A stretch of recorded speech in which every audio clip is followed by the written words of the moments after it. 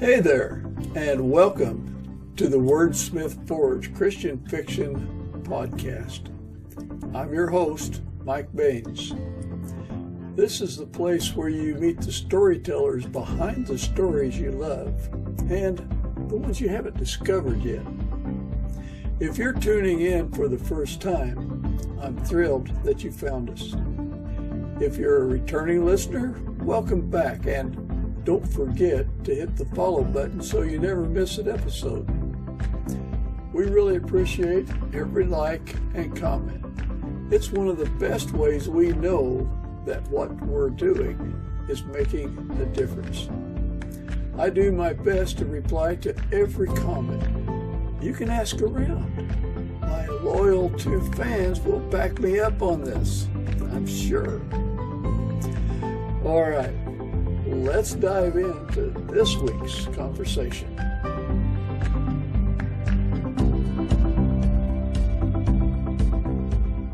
Welcome with me, R.L. Rinne. R.L., why don't you introduce yourself? Okay. I'm R.L. Rinne. That's my pen name on Amazon. And if you guys want to know about my background, I live on a farm. I'm active in industrial automation, robots and conveyors, and I've also started writing a series on, it's a historical, spiritual, action adventure series with a little bit of romance. So it's been a lot of fun. So far I've got 2 books out. Oh, that's great. I did a little bit of checking up on you. You're a busy person besides living on a farm. I see that your family started a business in a barn. It started the business in one of our barns and went on from there. And that, I think, would have been enough to keep you busy for a lifetime. But you like to do other things. I invent things all the time, so. And do you still have your Popeye motorcycle? Yes, I do. One of these days I'll probably build a olive oil sidecar for it, but so far just the motorcycle. I looked at pictures of that online too. It's a replica 48 panhead for Popeye's 75th birthday. Yeah. So, gosh, that's like what, 78 years old, 79? Well, it's older now. That was a while ago. Well, everything tends to age, I believe.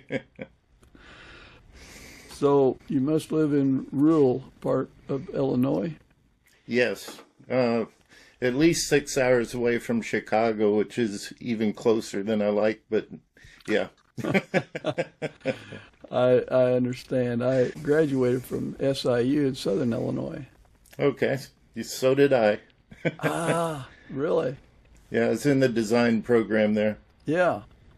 I worked on the forestry science lab there on campus.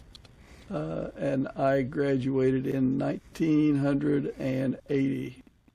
Did you know Dr. Mullenbrock? Oh, the name's very familiar, yes. Yeah, he was active then. Yeah. Small world. Oh, my goodness. Every author I interview, I find something to connect with. James Rubart had been to a very isolated part of Washington. The only way you can get there is by boat or air or horse or walk. It's a place called Stehekin. And he was there last summer. So was I. Right, I heard your interview. Oh, okay. I didn't need to say I'm all that. I'm checking up on you too. Well, that's only fair. That's only fair. You got to know who you're dealing with here. Well, so in rural Illinois, is there some place where you like to go and refresh your batteries? I don't get a chance to, other than the farm, because as soon as I'm done working in the business, I go home and chase cows or feed horses or chickens or, fix fence. I mean, it's it's a struggle to get books written alongside all of everything I do. Well, I would suggest that that's one way that you refresh yourself is working with livestock and the likes. Well, and writing the books is a great way to refresh yourself because you're connecting with God when you do that.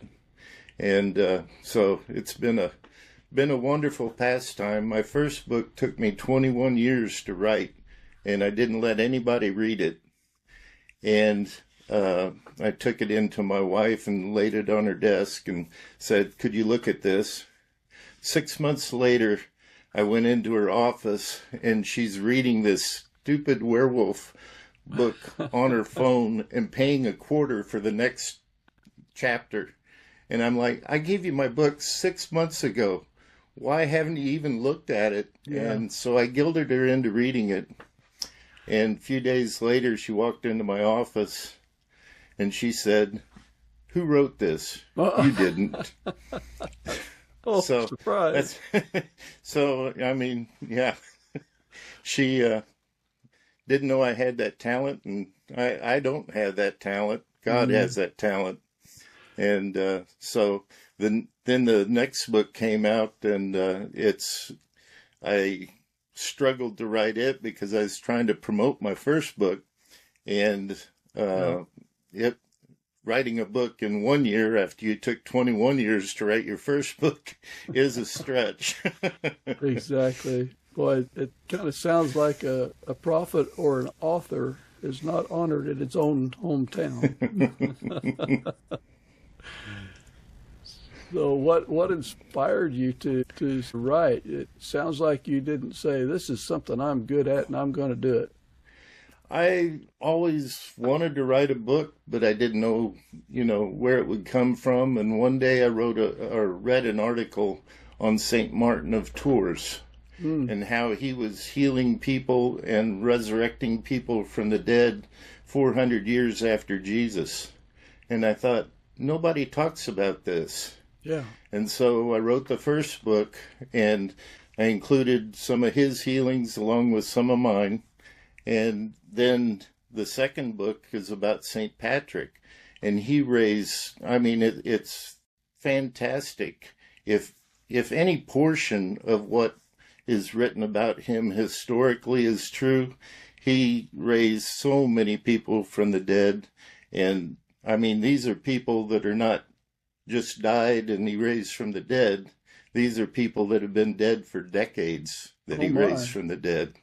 So it was a fascinating journey, and so I'm going to go through the ages and just add on the people that I find that have histories written where they did those kind of miracles, and keep writing. Because Christians, you look at Christianity today, they don't talk about that anymore.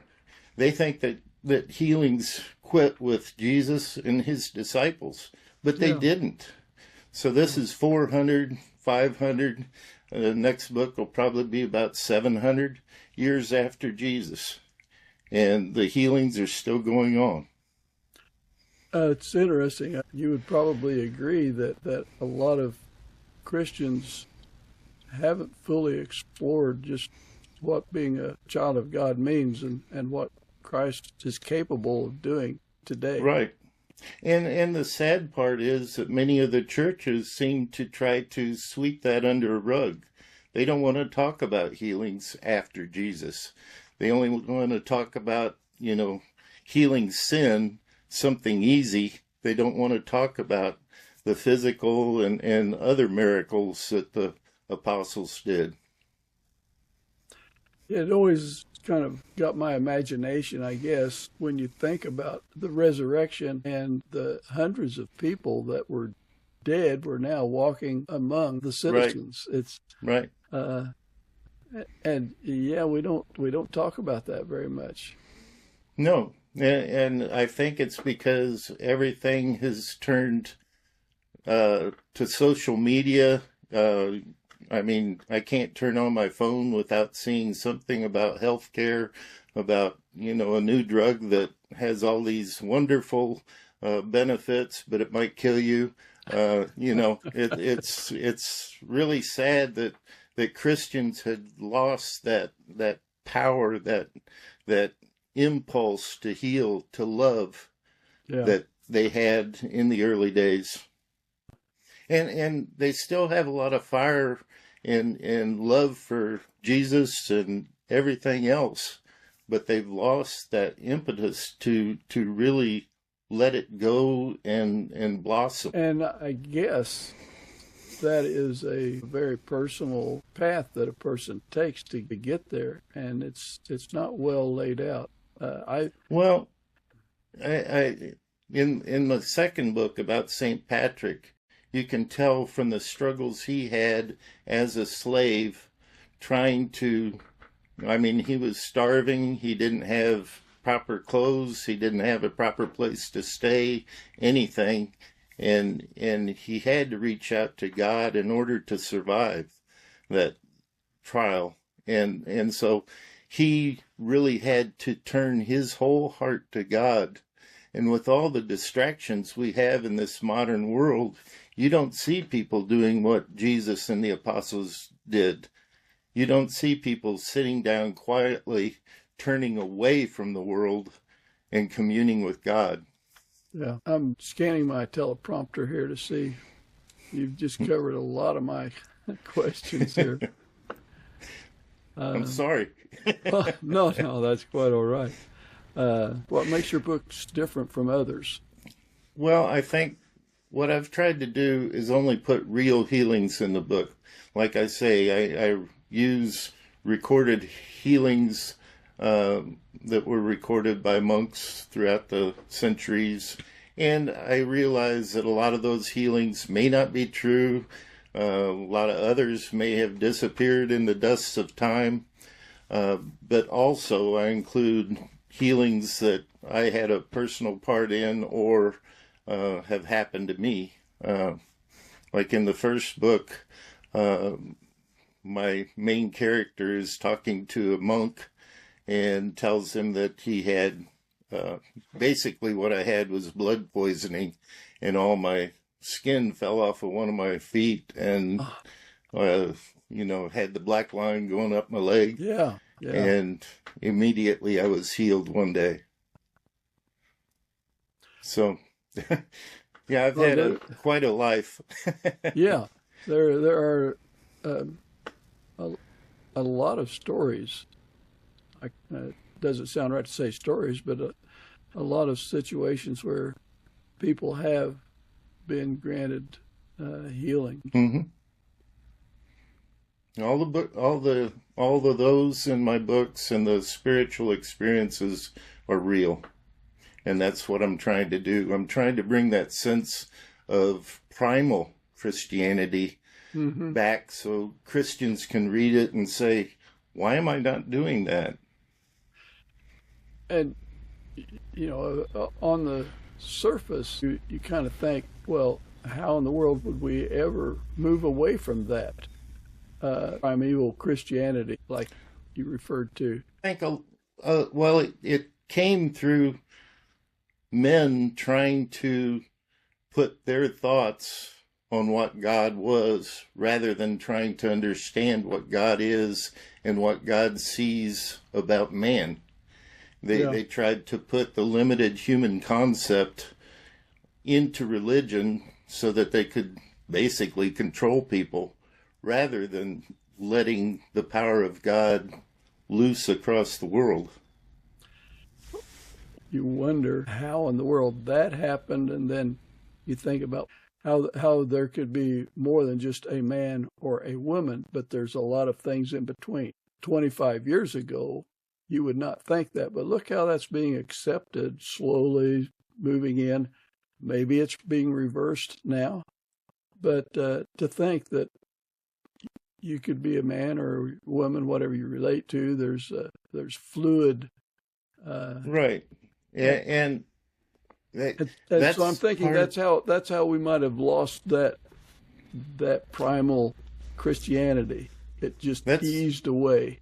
That's part of it, because that's thinking that you're smarter than God, you know more than God. And you know, as a man or a woman, we express male and female qualities. It doesn't matter whether you're male or you're female.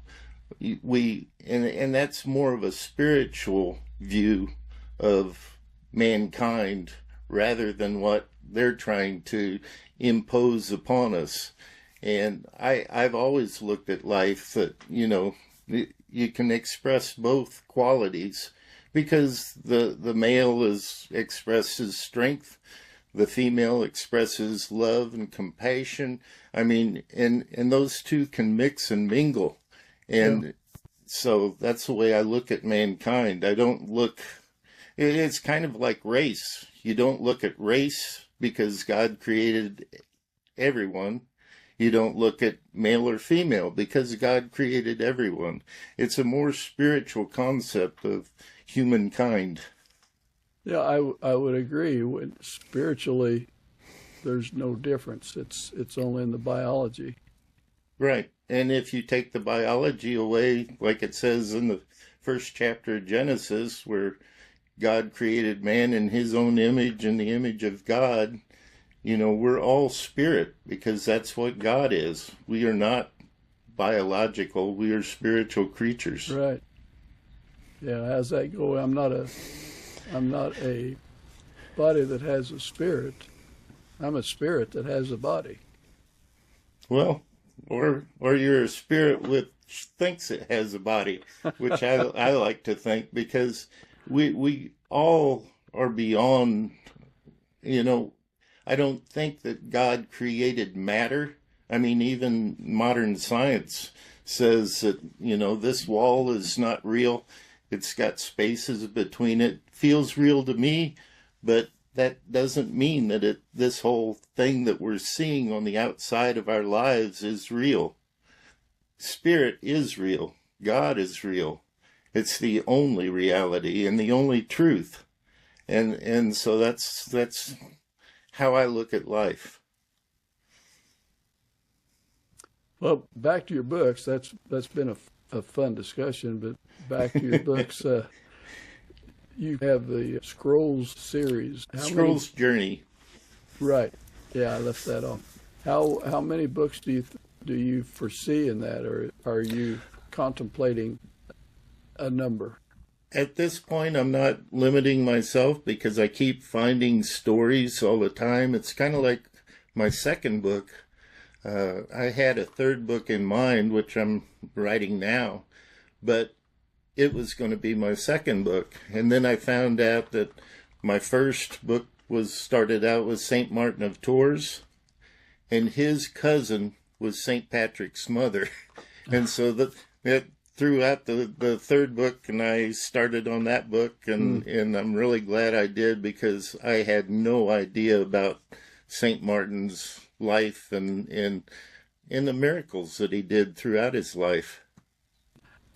My next question was there anything, as you were writing, was there anything that in the story that surprised you?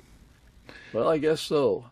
Lots of things, yeah. There were 2 records of women that had died during childbirth, and St. Patrick raised them back, and they gave birth. Oh, so they completed the job. Yes, and I mean, it's just fantastic things that, you know, you won't see on TikTok.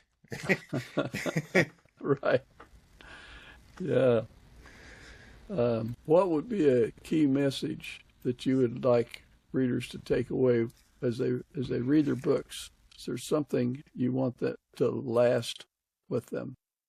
Well, I hope they begin to glimpse that matter is not real.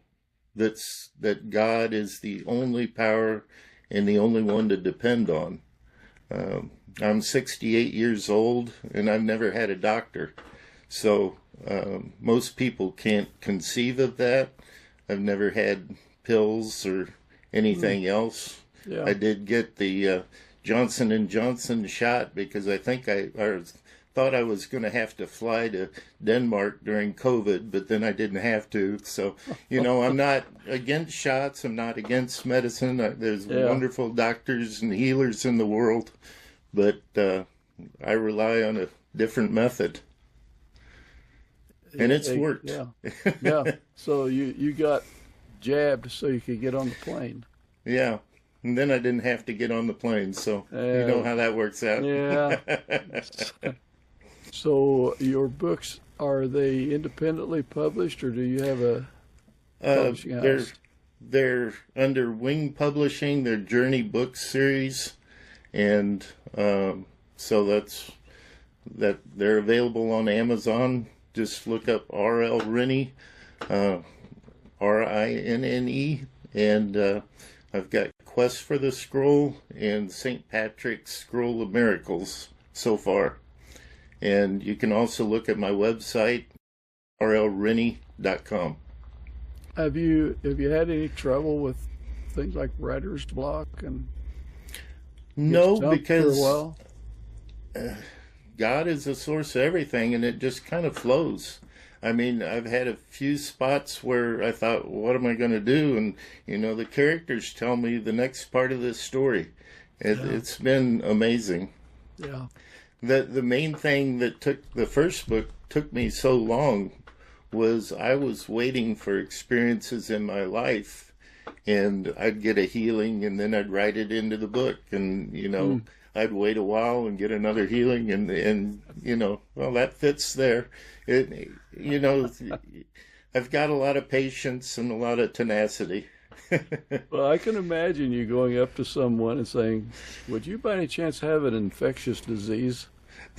Just so you could have something you could be healed from. I need to finish my book. Yeah, we've had a lot, especially on the farm. There's always something happening. Like 2 weeks ago, a 1,155-pound cow pushed me down through 6 foot of mud, the guy said. And actually, I put that picture on my Facebook, so it's quite a picture. Yeah, I'll have to go look for it. Yeah, things are always happening. My sister and her husband have longhorns, and they go wherever they want, and people are afraid to help them, herd them back into the pasture. But yeah, something is always happening. They're impressive animals. If we have time, I'll tell you about another experience I had about a month ago. I think we have time. I was loading 2 bulls, and my son-in-law and daughter came over to help me load them onto their trailer. And they handed me a rattle paddle, which I don't know if you know what that is, but it's a little plastic paddle with some BBs in it, and you hold it up and rattle it, and it's supposed to scare the cows. And I held mine up and rattled it, and it sounded like it was missing a few BBs. Anyway, so I'm the only one in with these 2 bulls. And the big bull, we sold him, he weighed 1,200 pounds. So I'm in there trying to coax him over to the truck with this little plastic paddle. And he looks at me from the other side of the lot, and my lot, it's got almost 6 foot tall sucker rod fences. Heads straight for me. And I'm crouched there with this little rattle paddle, shaking it, going rattle, rattle. And I'm doing the shortest prayer that I've done in my life, which is about dominion over the animals. And this bull ran up within 2 inches of me and stopped. He turned around, he ran across the lot, hit the panels, these sucker rod panels, turned back around. Of course, by that time, I had enough time to crawl up on the fence, ran back and hit the fence right below me. And so then they went around the little building I have, and so I jumped off and followed them around, and they jumped in the trailer, closed the trailer. And he had his head and his leg out the trailer. He was beside himself. But prayer does work. It does, yeah. Even short ones. Yeah. My father-in-law was a farmer, and he expected me, the town boy, to just know how to do stuff, and I didn't. But he asked me one day to go ahead and load up 7 or 8 hogs and take them off to the slaughterhouse. And he said, once you start them up the ramp, don't let them turn around. Right. Well, I wound up jumping up with both feet up on the ramp as they ran underneath me because they turned around. Been there, done that. Oh, my goodness. Yeah, I can tell you some other stories too. But well, as we kind of close this out, is there anything you'd like to leave our audience with? I think if they can just see that these healings, these resurrections have gone on throughout the ages, and it doesn't matter if most of the Christian religions have lost sight or lost focus on talking about it, but God's power is still here. He never went anywhere. We're still, God is everywhere. He can't go anywhere. He's everywhere. Yeah. And throughout all time, throughout all situations, and he's always a present help in trouble. And so if they can start to just look and see that power is here, that power that the primal Christianity embraced is here, they can change the world. That leads me to another thought, another question. So how did you develop such a confident, abiding faith that God is there, that he will answer prayer? Because you obviously believe it very strongly. You'll face the bull and say your prayer. Yeah, and it probably came from the fact that I was raised, my mom was a Catholic, my dad was Lutheran, and my mom had a number of miscarriages. And finally, they went to a Christian Science lecture one night and got some of those ideas and had a practitioner work for my mom. And I was born on Fort Rucker base in Enterprise, Alabama.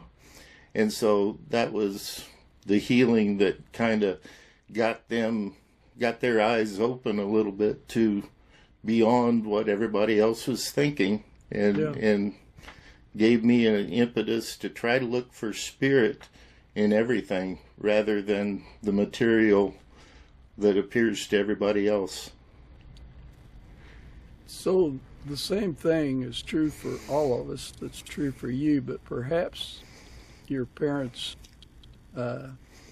emphasized that you are a gift of God, that your parents asked for you to be born and prayed for you to be born, and so that there was no doubt in your mind as you were growing up that God had a hand in presenting Definitely. you to your parents. I never felt like God was somewhere else.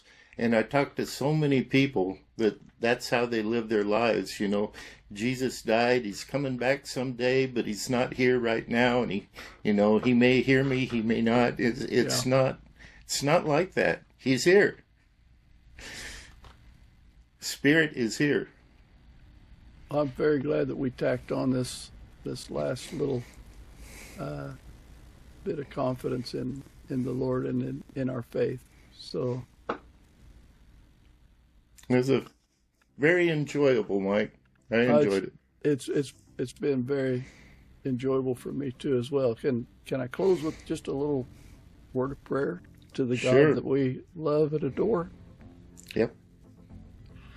Heavenly Father, we're so grateful that you are a God who loves us, who hears us.